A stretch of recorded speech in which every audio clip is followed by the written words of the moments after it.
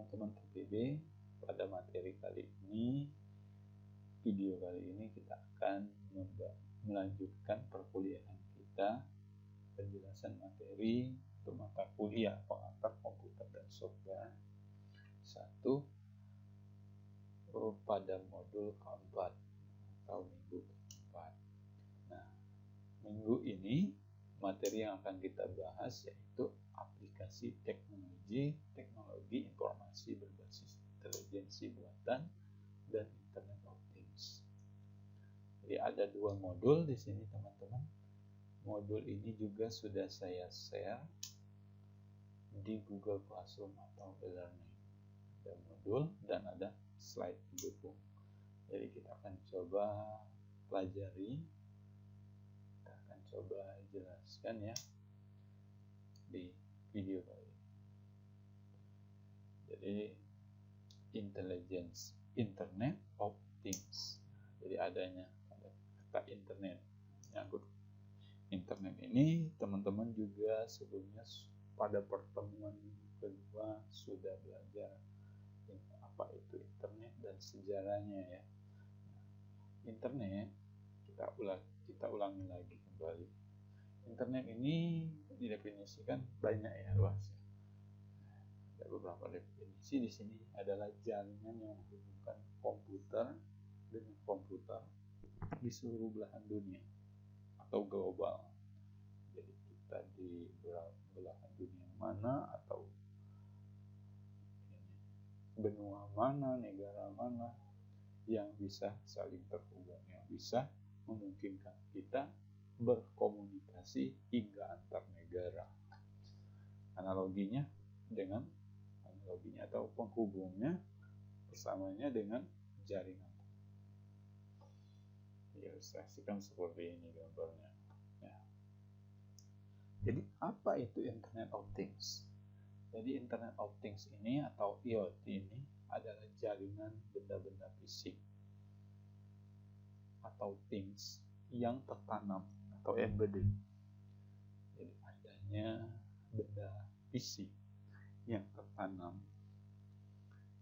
dengan perangkat elektronik atau perangkat lunak atau adanya sensor dan konektivitas untuk memungkinkan mencapai nilai yang lebih besar dan layanan dengan pertukaran data dengan produsen, operator atau perangkat lainnya yang bisa terhubung. Jadi things ini adalah segala. Things ini adalah segala apapun yang terhubung ke internet, didefinisikan Internet of Things atau IoT. Artinya semua barang fisik yang dapat dimonitor dan dikendali. Jadi adanya benda yang tertanam atau benda yang disisipkan di perangkat lunak elektronik yang bisa dikendalikan dari jarak jauh dengan menggunakan internet. Itu adalah IoT. Ini tujuan IoT ini teman-teman merupakan sebuah konsep yang bertujuan untuk memperluas manfaat dari konektivitas internet. Jadi bukan hanya menghubungkan berkomunikasi, bukan hanya kita bisa pertukaran data, atau kita bisa conference seperti ini, atau bisa berkirim video, bukan. Tetapi lebih dari itu, adanya embedded, adanya perangkat keras yang tertanam yang memungkinkan kita bisa mengendalikan dari jarak jauh. Nah, ini contoh penerapannya. Jadi tentunya harus punya network atau jaringan.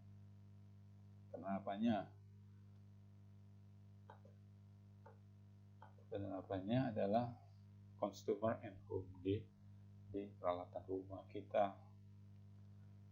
Dan deteksi suhu badan. Jadi sebuah AC air conditioner bisa mendeteksi keberadaan manusia. Jika keberadaan manusia itu ada, dia nyala. Kalau nggak ada, dia akan mati. Itu satunya. Nah, ada smart infrastruktur. Ini banyak yang penerapannya. Ada security surveillance, ada healthcare, ada transportation, ya, ada retail, ada industri, dan lain banyak sebagainya. Ini contoh-contoh penerapannya.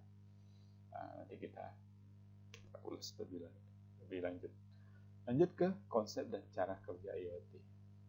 Konsep IoT ini sebetulnya cukup sederhana, teman-teman, dengan cara kerja mengacu pada 3 elemen utama. Barang fisik yang dilengkapi modul IoT, jadi barang fisik atau embedded yang akan ditanam, adanya modul misalnya, perangkat keras, perangkat koneksi ke internet seperti modem, router, wireless PD seperti yang di rumah, intinya cloud data center yang terdapat, yang cloud data center tempat untuk menyimpan aplikasi beserta database-nya. Cara kerja IoT ini yaitu dengan memanfaatkan sebuah argumentasi pemrograman, yang dimana tiap-tiap perintah argumen itu menghasilkan sebuah interaksi antar sesama mesin. Jadi kita yang memprogram, maka si IoT ini, perangkat ini bisa menerjemahkan dan perangkat antar perangkat yang berkomunikasi, antar perangkat yang melakukan interaksi setelah adanya program yang dibuat oleh manusia. Adalah sebuah memanfaatkan argumentasi pemrograman yang dimana tiap-tiap perintah argumen itu menghasilkan sebuah interaksi antar sesama mesin yang terhubung secara otomatis tanpa campur tangan manusia dan dalam jarak berapapun. Internetlah yang menjadi penghubung antar kedua interaksi mesin tersebut. Sementara manusia hanya bertugas sebagai pengatur atau yang memprogram dan mengawas pekerjaan alat tersebut secara langsung, mengawas jalannya. Itu IoT. Jadi IoT ini memiliki fungsi dengan prinsip utama dari IoT sebagai sarana yang menghubungkan untuk pengawasan, pengendalian barang fisik. Maka konsep IoT ini sangat memungkinkan untuk diterapkan di hampir seluruh sektor dalam kehidupan sehari-hari, seperti penggunaan perorangan, kita bisa menggunakan perorangan, perkantoran, bidang kehidupan sehari-hari, rumah sakit, pariwisata, industri, transportasi, konservasi hewan, pertanian dan peternakan, pemerintahan dan lain sebagainya. Itu penerapan IoT. Ini contoh perangkat IoT. Ini perangkat yang akan ditanam di elektronik. Barang apapun dapat dikatakan sebagai IoT device. Jadi ini device, ini peralatan yang disebut IoT jika telah terpasang IoT modul. Jadi modulnya ini adalah atau embedded device. IoT modul pada umumnya terdiri dari 4 komponen penting. Yang pertama, sensor, berfungsi sebagai penerima atau pengoleksi informasi tentang apa yang ingin dimonitor. Jadi sensor adanya di sini. Misalkan sensor suhu untuk mendapatkan informasi suhu, kamera, mikrofon dan lain-lain. Itu adalah salah satu sensor. CPU atau komputer. Komputer di zaman ini tidak harus berbentuk laptop atau power. Khusus untuk membuat perangkat IoT, ada perangkat komputer kecil atau sering disebut single board komputer seperti Raspberry Pi atau Arduino. Perangkat komputer kecil inilah yang diprogram untuk mengolah informasi dari sensor yang terpasang dan menentukan tindakan berdasarkan informasi yang diperoleh dari sensor. CPU juga bertugas sebagai pengolah data yang nantinya akan dikirim ke perangkat lain untuk diolah. Nah, perangkat berikutnya adanya sistem operasi. Jadi embedded device untuk perangkat IoT ini memerlukan sistem operasi khusus karena perangkat IoT ini berukuran kecil, ya, portable dan memiliki spesifikasi yang minim. Sistem operasi ini yang menjadi nyawa dari perangkat atau modul embedded device atau perangkat IoT, modul IoT. Sama seperti komputer ya, sistem operasi itu seperti Windows 7, Windows 8, Windows 10, Linux, seperti itu Windows.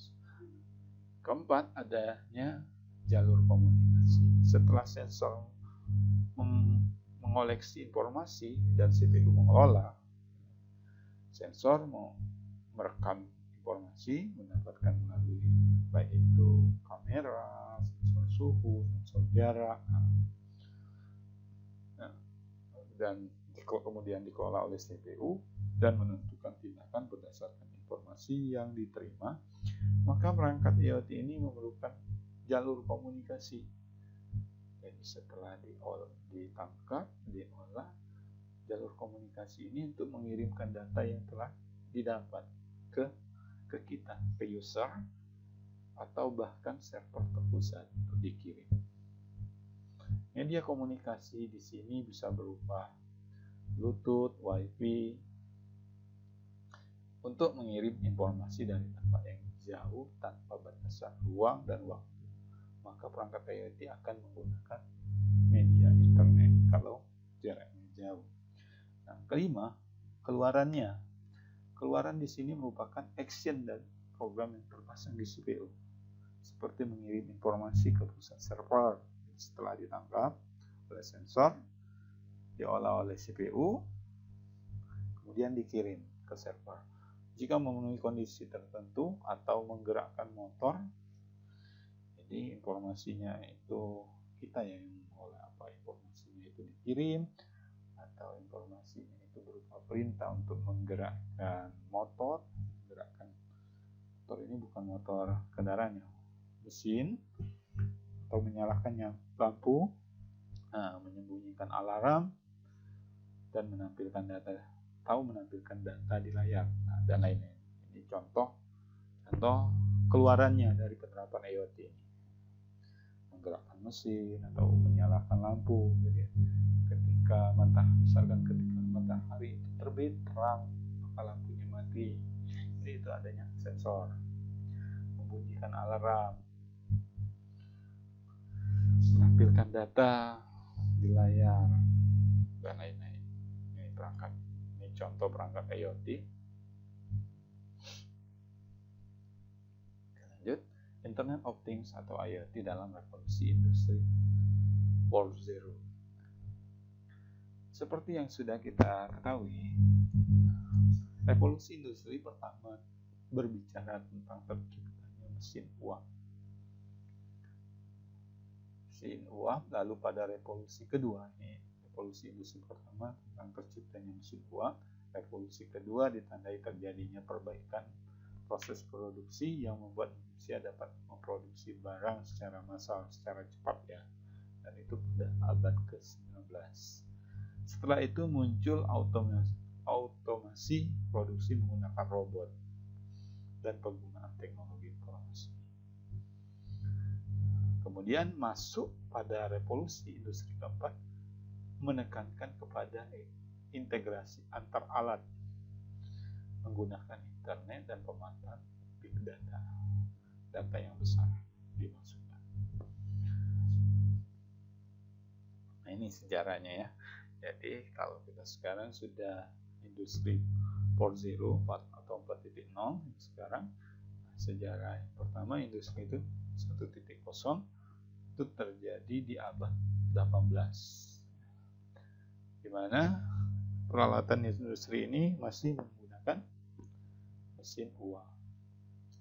Kemudian di abad ke-19 itu jalur perakitan atau produksi ini masih membutuhkan tenaga kerja dan energi listrik. Ya. misalkan pengepakan barang, pengemasan barang, itu sudah menggunakan mesin perakitannya. Kemudian di abad ke-20, industri 3.0,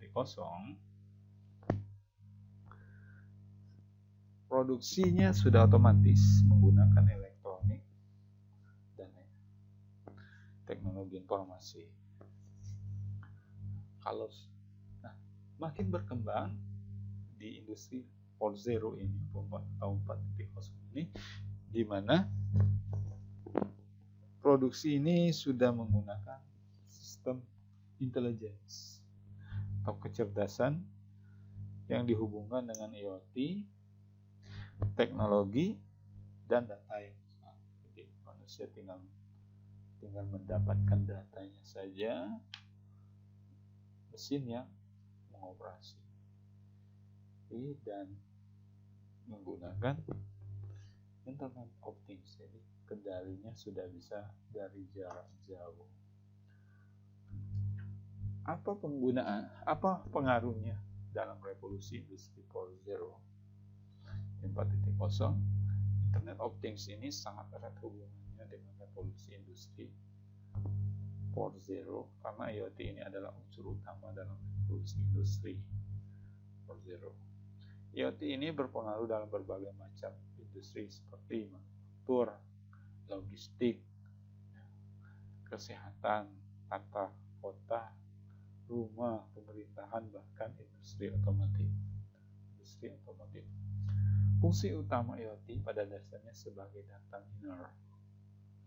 IoT bekerja mencari dan mengumpulkan berbagai data dari menggunakan sensor dari lapangan yang nantinya akan diolah menjadi data yang lebih bermanfaat. Lanjut ke implementasi IoT. Mesin ini dibuat agar pekerjaan manusia menjadi lebih mudah. Pada awalnya mesin ini dibuat hanya untuk membantu manusia dan dioperasikan secara manual. Setelah 4 tahun makin berkreatif manusia, mesin ini bisa berjalan sendiri otomatis. Tetapi dalam perkembangannya, pemanfaatan mesin sebagai alat dalam sebuah sistem akan menemui kendala jika sudah menyangkut jarak dan waktu. Awalnya sudah otomatis, namun mungkin sudah ada pemikiran bagaimana kita bisa mengendalikan sebuah mesin ini bukan hanya otomatis, namun kita bisa mengendalikan dari jarak jauh atau dengan waktu yang tidak memungkinkan kita ada. Dengan jarak yang begitu jauh, maka mesin tidak akan bisa berinteraksi dengan mesin yang lain. Untuk mengintegrasikan hal ini diterapkan gagasan Internet of Things, di mana semua mesin dengan mengenal IP address dia terkoneksi internet, mengenal pasti adanya IP address alamat yang dia tuju untuk menggunakan jaringan internet sebagai media komunikasi, sehingga saling bertukar data. Nah, implementasi IoT ini diantaranya itu bidang pertanian, kesehatan, keamanan, pendidikan, kelautan, bidang manufaktur, tata kota, atau smart city. Smart city ini jadi pertanyaan yang minggu lalu. Kedelapan, bidang industri otomotif. Ini contoh bidang pertanian. Bidang pertanian adalah grader bidang pekerjaan yang paling banyak digeluti oleh penduduk Indonesia karena pertanian ya. Tanah Indonesia yang subur memang terkenal di seluruh penjuru negeri hingga sangat memungkinkan bagi penduduk kita untuk mengolah tanah Indonesia. Meski awalnya penduduk menggunakan cara konvensional, sekarang bidang pertanian Indonesia pun sudah banyak yang menggunakan teknologi IoT yang membantu meningkatkan hasil panen. Sebagai contoh, yaitu penyiraman tanaman secara otomatis. Itu penjadwalan pagi jam berapa dia adanya penyiraman tanaman, pendeteksi penanggulangan hama, Jadi adanya sensor deteksi hama, ada smart agriculture dan lain sebagainya. Jadi adanya, misalkan adanya deteksi apakah buah itu sudah masak atau tidak. Ya. Bidang kesehatan. Nah, bidang kesehatan sejak dulu penggunaan teknologi bidang kesehatan memang selalu diperhatikan dan ketat. Karena bidang kesehatan berkaitan langsung dengan keselamatan dan kesehatan manusia. Ya. Namun teknologi IoT ini justru dapat membantu pekerjaan di bidang ini. Jadi bisa juga sebagai contoh yaitu adanya teknologi pemantau mesin dari jarak jauh. Sensor khusus yang dibuat pada sepatu untuk mengurangi nyeri pada kaki dan lain sebagainya. Ini smart. Nah, ini adalah gambar di samping ini adalah jam tangan cerdas ya, smartwatch. Ya, jadi ini bisa ukur suhu badan atau tekanan darah dan sebagainya, detak jantung. Di bidang keamanan, ini contohnya, bidang keamanan pasti halnya sangat penting bagi manusia. Selain sehat, tentunya harus aman. Di zaman sekarang, tingkat kriminal ini semakin tinggi, baik keamanan diri maupun keamanan harta benda. Teknologi IoT ini sangat berperan penting di bidang keamanan. Sebagai contoh, penerapan remote control, gerasi melalui smartphone, alarm pendeteksi maling, atau kalau kita masuk ke mall itu kita scan kartu, seperti itu ya. Itu sudah sensor. Atau kita ke hotel ya, booking kamar, dikasih kartu masuk kamar, menggunakan kartu itu bidang keamanan. Bidang pendidikan, teknologi dan pendidikan sangat berhubungan penting dalam meningkatkan kualitas para siswa-siswi, para mahasiswa-mahasiswi sebagai penerus bangsa. Karena itu semakin hari peningkatan kualitas pendidikan akan semakin digiatkan. Salah satu caranya adalah dengan penggunaan IoT.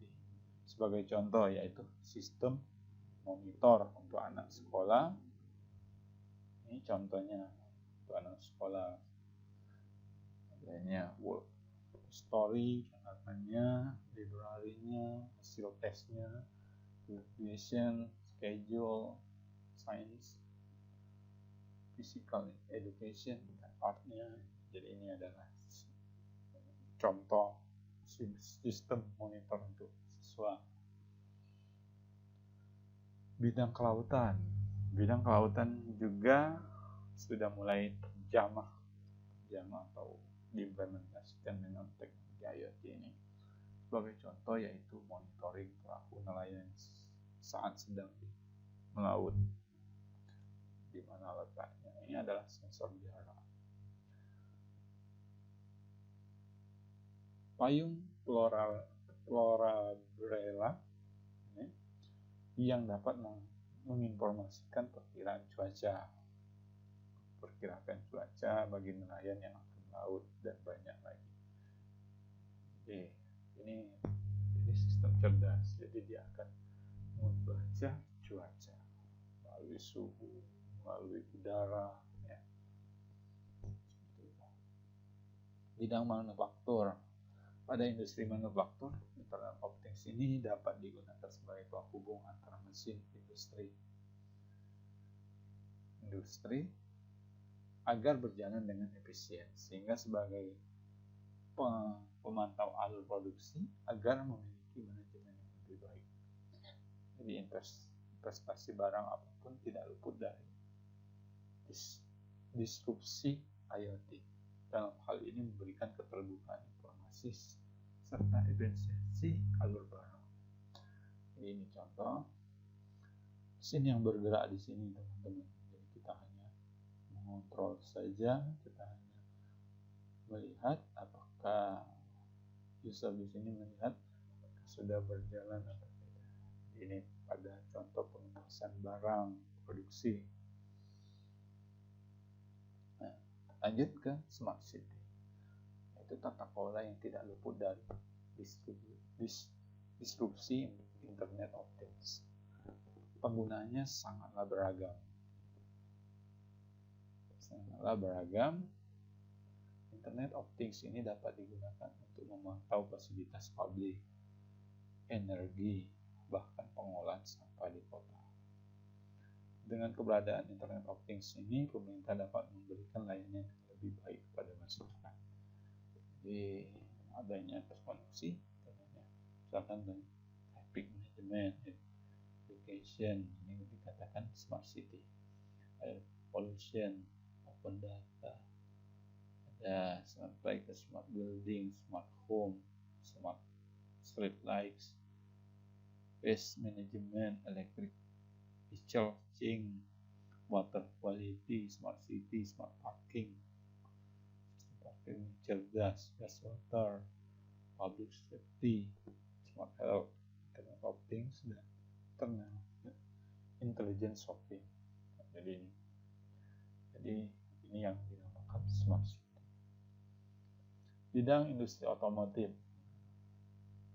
Contoh ini adalah IoT yang diimplementasikan di bidang otomotif. Dengan adanya IoT ini, saat ini mobil bisa mempunyai kemampuan autonomous driving. Jadi mobil ini bisa berjalan sendiri tanpa driver kendali kita. Tidak menutup kemungkinan di masa depan terjadinya pertukaran informasi antar mobil. Jadi contoh penerapan ini mungkin kalau di kota jalan padat belum kita penuhi, namun saat di jalan tol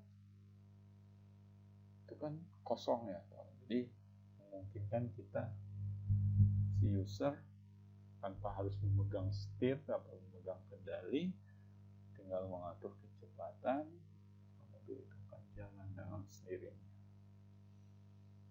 Di bidang otomotif misalkan di beberapa mobil itu teman-temannya ada, kita tinggal berbicara saja, putar musik, maka dia akan memutar musik.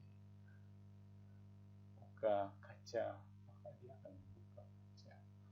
Atau sistem parkir, ketika dia mau parkir jarak tertentu dengan benda di belakangnya atau mobil di belakangnya, maka dia akan berhenti. Jadi lanjut ke tantangan yang dihadapi. Internet of Things tentu saja hadir bukan tanpa tantangan. Ada solusi, namun juga ada tantangan dalam penerapannya.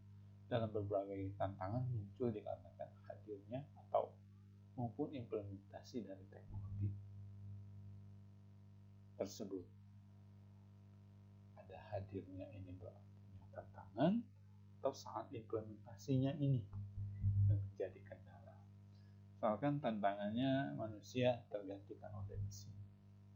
Hadirnya ini, dengan hadirnya Internet of Things, maka robot akan semakin powerful mengendalikan dan memiliki kemungkinan untuk mengganti peran kita manusia.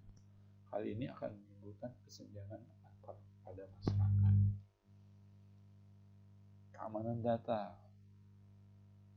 Seperti dalam artikel Output Twitter, data merupakan aset yang sangat penting dalam bisnis. Data dapat diolah yang akan memberikan informasi bermanfaat manusia ataupun mesin itu sendiri. Tentu saja hal ini mengundang orang-orang untuk berusaha meretas data. Jadi ini rawan juga kejahatan. Oleh sebab itu, keamanan data menjadi tantangan yang sangat berat di era revolusi industri 4.0. Karena dia datanya sudah bisa kendalikan dari jarak jauh, maka juga rawan orang yang meretas, orang yang berbuat jahat untuk mengambil data tersebut. Tantangan yang dihadapi ketiga, privasi dan etika. Data mining yang berlebihan akan menimbulkan permasalahan privasi dan etika yang serius, terutama pada Internet of Things yang digunakan memonitor lingkup personal. Jadi memonitor seorang yang ada kendali, kita bisa lihat atau kita monitor, misalnya smartphone yang menggunakan teknologi IoT. Itu device bagian jenisnya secara terus-menerus merekam percakapan yang ada di dalam ruangan. Tentu saja tidak semua orang akan nyaman dengan hal tersebut. Di smartphone ini sudah bisa mendeteksi kita ya teman-teman, atau mendeteksi kita jarak kita berada di mana, bahkan sampai bisa merekam percakapan kita. Yang keempat, mahal. Untuk implementasi teknologi IoT ini perlu diakui bahwa ini masih mahal. Ini dibuktikan dengan kasus Tesla yang proses produksinya terlalu kompleks dikarenakan otomatisasi robot yang terlalu canggih. Hal ini berakibat biaya yang dikeluarkan Tesla sangat besar. Ini peluang optimalisasi proses. Kecerdasan peluangnya adalah kecerdasan buatan atau artificial intelligence menggunakan banyak data untuk melakukan machine learning. Dengan bantuan Internet of Things, data yang masuk akan lebih banyak dan akan berakibat pada proses bisnis dan yang lebih efisien. Peluangnya optimalisasi kecepatan. Ya, proses bisnis akan semakin cepat dan efisien. Tidak perlu proses yang panjang. Peluang yang berikutnya optimalisasi adaptasi. Adaptabilitas. Lambat laun Internet of Things akan mudah untuk diadaptasi. Harganya semakin murah, namun performanya semakin tinggi, ya kan? Teknologi sekarang seperti itu. Optimalisasi reliabilitas. Internet of Things akan semakin akurat dalam memberikan data. Dengan begitu, raw data akan semakin kuat, akurat, berakhir pada kecerdasan buatan yang semakin cerdas. Jadi, akan lebih banyak menggunakan IoT nanti. Kesimpulan, tentu saja pada saat ini kita sudah memasuki kepada revolusi industri 4.0 atau 4.0 yang jauh berbeda dengan revolusi industri yang lainnya. Dan Internet of Things berperan sebagai data miner, data gunting, data yang akan mengontrol dalam revolusi industri 4.0 ini. Hal ini menjadi unsur yang sangat penting di samping data processing. Perbedaan utama dibandingkan ketiga revolusi industri sebelumnya, ya, kan sudah 4.0 dengan tiga revolusi yang sebelumnya adalah penggunaan teknologinya yang sangat terkini. Kalau yang tiga sebelumnya itu sudah banyak diimplementasikan. Atau cutting edge technology. Yang berikutnya, kesimpulan ketiga, teknologi tersebut merubah berbagai industri secara masif. Lambat laun akan berubah banyak, dan produksi yang ingin cepat ya menggunakan IoT ini. Membuat semua industri menjadi data driven atau berdasarkan dengan data dikelola. Yang berikutnya, semua perkembangan teknologi ini menghadirkan tantangan baru yang harus siap dihadapi oleh industri. Tantangan baru apabila ia tidak menggunakan, tidak menerapkan, maka ia akan tertinggal. Tantangan yang berikutnya, juga rawan dengan kejahatan. Yang terakhir, peluang IoT ini sebagai optimalisasi industri pun juga siap untuk dinikmati oleh industri. Ada pertanyaan? Silakan diskusi di forum diskusi yang kita sediakan. Ini sama, kurang lebih sama yang teman-teman yang akan dibahas di modul. Kecerdasan buatan ini atau artificial intelligence ini adalah proses di mana peralatan mekanik dapat melaksanakan berbagai aktivitas menggunakan pemikiran dan pengetahuan lainnya seorang manusia. Tapi sudah mesin yang mengendalikan. Kita manusia yang memprogram. Sedangkan pada pendapat ahli lainnya, kecerdasan buatan yang lebih awal ditemukan bahwa sebelum masuk ke dalam aksi komputer dapat diamati oleh dua pendekatan. Pendekatan pertama adalah pendekatan ilmiah, yang mana pendekatan ini akhir sebelum masuk ke bidang komputer. Pendekatan ini terlihat keterbatasan dari komputer yang ada, sehingga kecerdasan buatan dianggap solusi untuk meningkatkan kemampuan komputer dengan pengembangan teknologi. Jadi ini lanjutan dari pengembangan komputer yang awalnya dianggap masih terbatas. Berdasarkan pendekatan teknik, yaitu tidak terlalu fokus pada mendeskripsikan suatu kecerdasan buatan, namun lebih mengutamakan usaha untuk memperoleh pemecahan masalah untuk persoalan dari di kehidupan nyata. Akan kita terbatas jarak dan waktu. Jarak ini kita ingin mengontrol dari jarak jauh, waktu yang tidak memungkinkan kita mengendalikan di waktu tersebut. Jadi adanya intelijensi buatan. Ini lanjut, teman-teman bisa baca ya teman-teman untuk modul ini, intelijensi buatan dan sistem konvensional, bidang keilmuan dan kecerdasan buatan atau artificial intelligence. Sebenarnya contohnya beberapa aspek dan aspek tersebut, machine learning, autonomous system, natural language processing, real time emotion analytics, virtual computation, nested robotic, neuromotive computing. Ini contoh self-driving car. Ini memungkinkan kendaraan itu bisa berjalan otomatis sendiri, atau kita yang melakukan kendali. Smart robot pintar, credit card, phone detection, kecerdasan buatan di bidang entertainment, ini bisa teman-teman baca.